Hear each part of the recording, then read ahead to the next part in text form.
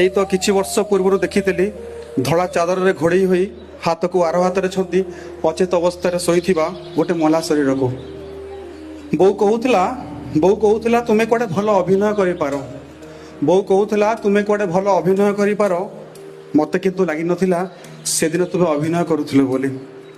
ଗୁରୁବାର କାଳରାତ୍ରିରେ ଦିକ୍ ଦିକ୍ ହେଇ ଜଳି ଯାଉଥିଲା ମୋ ବାପାଙ୍କର ଶବ।